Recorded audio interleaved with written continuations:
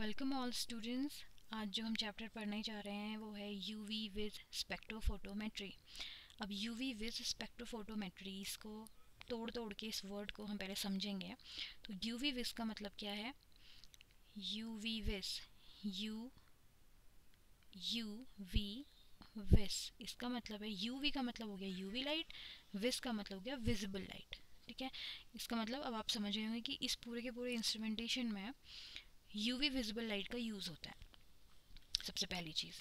और प्लस क्या होता है, यूवी विजिबल लाइट का तो यूज़ तो होगा, और इसकी स्पेक्ट्रोफोटोमेट्री होती है। इसका मतलब क्या है कि कोई कंटेनर होता है, उसमें ये सॉल्यूशन डाल दिया जाता है, और वो सॉल्यूशन कुछ भी हो सकता है। सेल्स का सॉल्यूशन हो सकता है, मतलब अलग अलग तरह की सेल्स का मिक्सचर, प्रोटीन का मिक्सचर, न्यूक्लिक एसिड का मिक्सचर, कोई भी हो, कुछ भी चीज़ें हो सकती हैं। तो इसका कंसंट्रेशन निकालने के लिए, समझ आ रहा है, यानी कि एक सॉल्यूशन है, वो हमको नहीं पता कि किस कंसंट्रेशन का है। उस सॉल्यूशन के कंसंट्रेशन, उसके एग्जैक्ट कंसंट्रेशन को पता करने के लिए, मतलब कि उस सॉल्यूशन के अंदर मान लो न्यूक्लिक एसिड का सॉल्यूशन आपने डाला है, तो इस सॉल्यूशन के अंदर पर्टिकुलर न्यूक्लिक एसिड का कंसंट्रेशन कितना है, ये जानने के लिए हम यूवी विज का यूज़ करते हैं, यूवी विज स्पेक्ट्रोफोटोमेट्री का यूज़ करते हैं। अब हम देखेंगे इसका इंस्ट्रूमेंटेशन। इंस्ट्रूमेंटेशन में ऑब्वियसली सबसे पहले एक बल्ब यूज़ करेंगे, वो बल्ब जो कि यूवी विज लाइट को रिलीज़ करेगा, क्योंकि हमें क्या चाहिए, इसमें चाहिए वही यूवी विज लाइट। तो यूवी विज लाइट को रिलीज़ करेगा। एक मोनोक्रोमेटर होता है, मोनोक्रोमेटर क्या करेगा, इसके अंदर एक प्रिज्म लगा रहता है, ये इस लाइट को ट्रैप करेगा और अलग अलग वेवलेंथ में इसको डिवाइड कर देगा। अब इसके बाद क्या लगा रहता है, बीम सेपरेटर। बीम सेपरेटर क्या करता है, यहाँ से, क्योंकि देखो नाम ही इसका क्या है, बीम सेपरेटर, ये लाइट की बीम को सेपरेट कर देता है। तो ये बीम सेपरेटर है, इसके ऊपर से दो ट्यूब्स लगी होती हैं इस तरह से, और एक नीचे से लगी होती है। ये बीम सेपरेटर जो जिस भी इंटेंसिटी की, और हाँ, यहाँ से एक पर्टिकुलर इंटेंसिटी की लाइट ही अंदर जाएगी, ये एडजस्ट कर, यहाँ पे दो स्लिट्स लगी होती हैं, यहाँ पर कोई जो ये अंदर को लाइट आ रही है, यहाँ पे भी स्लिट का मतलब होता है छोटा सा गैप टाइप का, और यहाँ पे भी गैप लग होता है। तो ये स्लिट से जो लाइट अंदर, किस इंटेंसिटी की लाइट अंदर आएगी, वो डिपेंड करता है कि आप कैसा मटेरियल ले रहे हैं, कैसा सैंपल ले रहे हैं।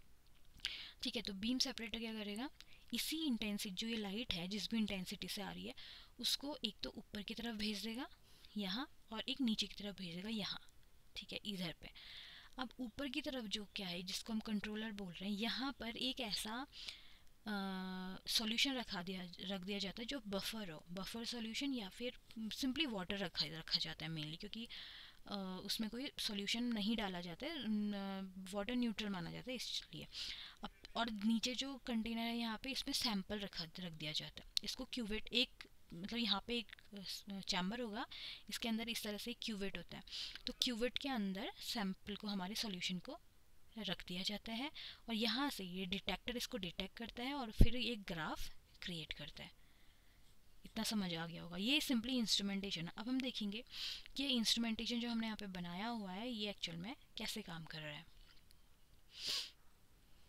ओके, अच्छा, पहले हम पीछे देखिए अब क्या होगा कि जब यहाँ पे कोई भी सॉल्यूशन नहीं रखा हुआ है, तब तो ये चीज़ें हो रही हैं, तब ये सब चीज़ें चल रही हैं जो अभी मैंने आपको बताई। लेकिन जैसे ही हम यहाँ पे सॉल्यूशन रख दोगे, ठीक है, अभी तो क्या है, यहाँ पे मान लो हमने दोनों जगह पानी पानी रखा है, तो जो भी रिजल्ट आएगा, मतलब एक तरह से वो नलीफाई होगा रिजल्ट, क्योंकि यहाँ पर भी सेम चीज़ है, यहाँ पर भी सेम चीज़ है, रिजल्ट कुछ नहीं मिलना है, क्योंकि हमें यहाँ पे एक्चुअली हमें कंसंट्रेशन निकालना है। यहाँ पर कोई इस वाले चैम्बर में जो हम सॉल्यूशन रखेंगे, उसका कंसंट्रेशन हमें निकालना है। अब सैम्पल वाले चैम्बर में ही हमने कुछ नहीं रखा का मतलब है कि यहाँ पर भी वही चीज़ रख दी, इधर पर भी वही चीज़ रख दी, तो उसका कुछ रिजल्ट आना नहीं है। लेकिन जब हम यहाँ पर कोई इसका क्या रख देंगे, सैंपल रख देंगे, तब क्या कंडीशन होगी, उसके बाद क्या होगा, मान लो हमने सैंपल रख दिया, और सैंपल क्या हुआ, लाइट के जो, अब यहाँ से हमने जो बल्ब था वहाँ से हमने लाइट डाली, जो पीछे वाला वो है डायग्राम है, उसको रिकॉल करिए ज़रा, वहाँ से लाइट पास, जो बल्ब था वहाँ से लाइट पास करी, मोनोक्रोमेटर में लाइट गई, उसने लाइट को सेपरेट कर दिया, और जो बीम सेपरेटर था उसने भी बीम को सेपरेट कर दिया।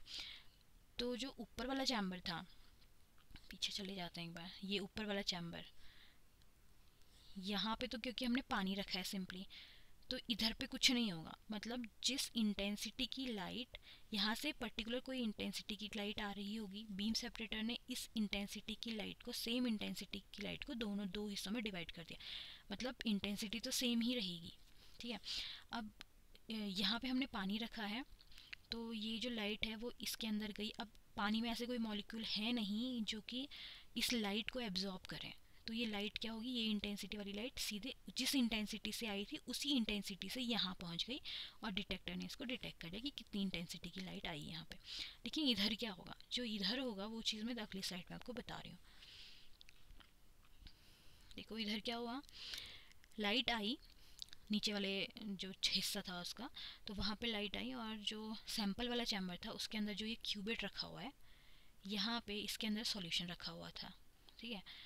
तो ये जो वेव लेंथ आई वो इधर पे टकराई, ये क्यूबिट के अंदर आई, और जो सॉल्यूशन रखा हुआ है उसके मॉलिक्यूल्स के पास वो पहुंची, और मॉलिक्यूल्स ने कुछ एनर्जी को एब्जॉर्ब कर लिया। ये होता ही होता है कि मॉलिक्यूल्स एनर्जी को एब्जॉर्ब करते हैं। तो मॉलिक्यूल्स क्या करेंगे, एनर्जी को, जैसे ही एनर्जी को एब्जॉर्ब किया तो अपनी हाई स्टेट में चले जाएंगे, ठीक है।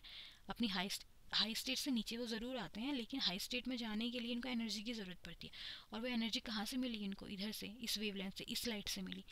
तो फाइनली जो बची, जो देखो जो मॉलिक्यूल्स थे उन्होंने हाई स्टेज पे जाने के लिए कुछ एनर्जी यहाँ से यूज़ कर ली।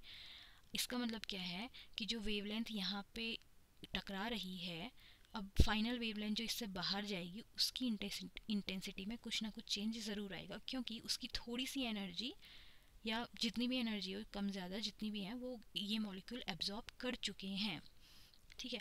इसलिए यहाँ पे इसकी इंटेंसिटी में चेंज आ जाएगा, ठीक।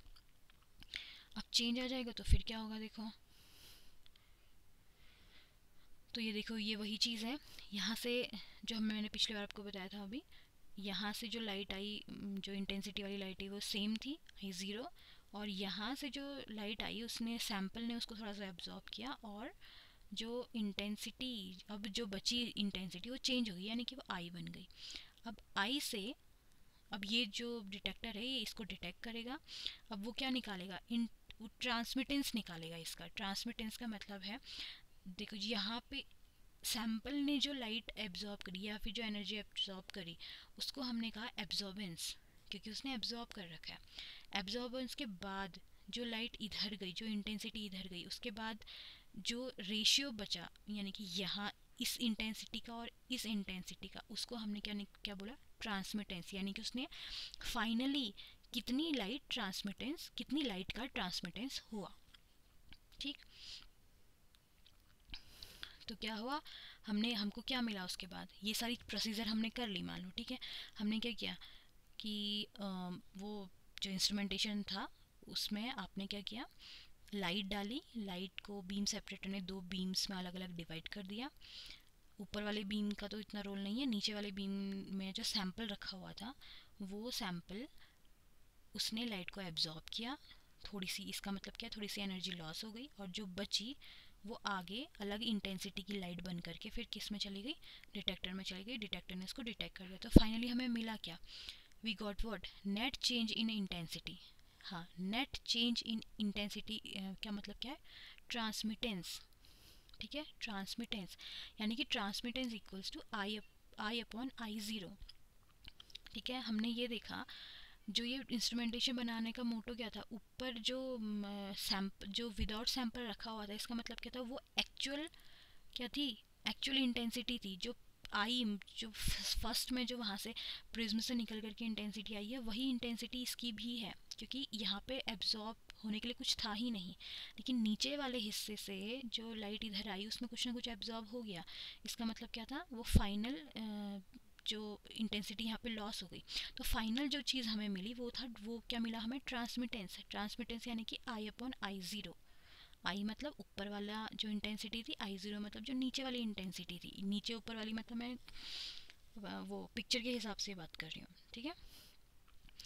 अब क्या है, अब हमें ट्रांसमिटेंस तो मिल गया, ठीक है, हमें ट्रांसमिटेंस मिल गया। तो ट्रांसमिटेंस के थ्रू हम कंसंट्रेशन निकाल सकते हैं, लेकिन उसमें एक प्रॉब्लम होती है। अच्छा, हम ट्रांसमिटेंस के थ्रू कैसे कंसंट्रेशन निकाल सकते हैं, इसका एक ग्राफ बनता है इस तरह से।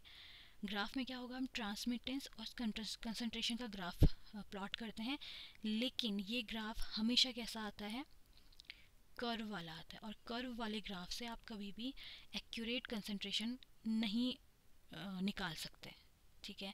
इसलिए हमें एब्जॉर्बेंस निकालना ज़रूरी हो जाता है। अब देखिए हम एब्जॉर्बेंस कैसे निकालते हैं इसका।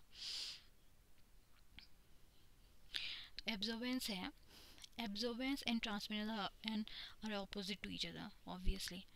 तो इसका मतलब क्या है, मोर ट्रांसमिटेंस लेस एब्जॉर्बेंस। अगर यहाँ पे ट्रांसमिटेंस का जो वैल्यू है अगर वो ज़्यादा आ रही है तो क्या होगा, देखिए I upon I zero. I zero का मतलब कि अगर आई ज़ीरो की वैल्यू कम है, मान लो खाली एक ही वैल्यू आई, एक तो कभी आएगी नहीं वैसे, मान लो 2 आई, ठीक है, मान लो 2 आई वैल्यू, तो 2 अगर आएगी तो जो एक्चुअल जो ये थी, जो लाइट आई थी उसकी जो इंटेंसिटी थी उसको आप जितनी कम वैल्यू से डिवाइड करोगे, यहाँ वाली वैल्यू उतनी ही ज़्यादा बढ़ कर के आएगी, ठीक है। जब डिवाइड वाले हिस्से का नीचे वाला हिस्सा जब हम डिवाइड करते हैं तो नीचे वाला पार्ट जितना कम होता है उतनी ही उसकी जो एक्चुअल वैल्यू होती है वो ज़्यादा हो जाती है। इसका मतलब क्या है, इसका आप बिल्कुल समझ गए होंगे कि ट्रांसमिटेंस अगर एब्जॉर्बेंस कम है तो ट्रांसमिटेंस बढ़ जाएगा, अगर एब्जॉर्बेंस ज़्यादा है तो ट्रांसमिटेंस कम हो जाएगा, ठीक। अब नेक्स्ट देखिए, तो अब क्या है, अब हम फाइनल चीज़ पे आ रहे हैं। ये जो सब कुछ हमने किया था, इतना सब कुछ इंस्ट्रूमेंटेशन ये सब कुछ, वो उसका मोटो क्या था, कंसंट्रेशन निकालना। अब इतना जो हमने मेहनत की है सारी, उसके बाद जब रिजल्ट हम कैसे निकालें, कंसंट्रेशन हम कैसे निकालेंगे, तो लैम्बर्ट बी लॉ के अकॉर्डिंग क्या होगा, ट्रांसमिटेंस, ये एक फॉर्मूला है कि transmittance equals to 10 to the power minus concentration into length. Concentration क्या होगा, कंसंट्रेशन तो हमें निकालना है, और लेंथ क्या है, लेंथ वही जो क्यूबिट मैंने बताया था उसकी लेंथ, ये वाली लेंथ, ठीक है, उसकी लेंथ होती है। तो ये हमको नापनी पड़ती है पहले, जो भी हम क्यूबिट यूज़ कर रहे हैं उससे। तो अब हमें ट्रांसमिटेंस, जो ट्रांसमिटेंस के थ्रू अगर हम निकालते हैं कंसंट्रेशन, तो आपको पता है कि वो ग्राफ की वजह से वो प्रॉब्लम कर देता है, इसलिए हम एब्जॉर्बेंस वाली वैल्यू निकालेंगे। तो यहाँ पे क्या होगा, हम अब एब्जॉर्बेंस कैसे निकालेंगे, देखिए, तो जो ये 10 टू द पावर माइनस है इसको हम चेंज कर देंगे लॉग में, ठीक है, लॉग में हमने चेंज कर दिया और बाकी का हिस्सा वही रहेगा, कंसंट्रेशन इनटू लेंथ। अब यहाँ पे ट्रांसमिटेंस के बदले एब्जॉर्बेंस आ जाएगा, ठीक, समझ आया। अब एब्जॉर्बेंस इसका मतलब क्या है कि जो लॉग है, अब लॉग को हम किसी कांस्टेंट से हम रिप्लेस कर सकते हैं, तो ये है एप्सिलॉन, हमने एप्सिलॉन उसके जगह पे लगा लिया। तो एब्जॉर्बेंस है equals to epsilon C into length, C means concentration, L means length. तो अब ये लेंथ, अब देखिए ये हमारे पास एक, ये आ गया हमारे पास एक फॉर्मूला इतना वाला। अब इसके थ्रू क्या होगा, आप कंसंट्रेशन निकाल सकते हो, concentration C equals to absorbance A, ये A upon epsilon into L, ठीक है। और इसका जो यूनिट होगी वो हो गया सॉल्यूट्स पर ml, ओके। अब इसका जब हम ग्राफ बनाएंगे, इसका एक ग्राफ भी बन सकता है। तो ग्राफ जब हम बनाते हैं तो एब्जॉर्बेंस और कंसंट्रेशन का, अब यहाँ पे हमें एक्चुअल कंसंट्रेशन निकालनी होती है, तो क्या होगा कि एब्जॉर्बेंस और कंसंट्रेशन का ग्राफ हमेशा सीधा आएगा इस तरह से, अगर हम इस तरह से करेंगे, क्योंकि आपको पता ही है कि एब्जॉर्बेंस ज़्यादा है इसका मतलब कंसंट्रेशन भी ज़्यादा है, तो आप सीधे सीधे इसमें प्लॉट कर सकते हैं, डेटा आप फीड कर सकते हैं। मान लो एब्जॉर्बेंस यहाँ पे आई है तो आप सीधे सीधे कर सकते हैं, और यहाँ पे आपका कंसंट्रेशन आया तो सीधे आप कंसंट्रेशन की एग्जैक्ट वैल्यू यहाँ से निकाल सकते हैं कि ये 2 या 3 जितनी हुई, तो हम कह सकते हैं कि कंसंट्रेशन कितना था, 3 था या 4 था या 5 था, ओके। चलिए, थैंक यू।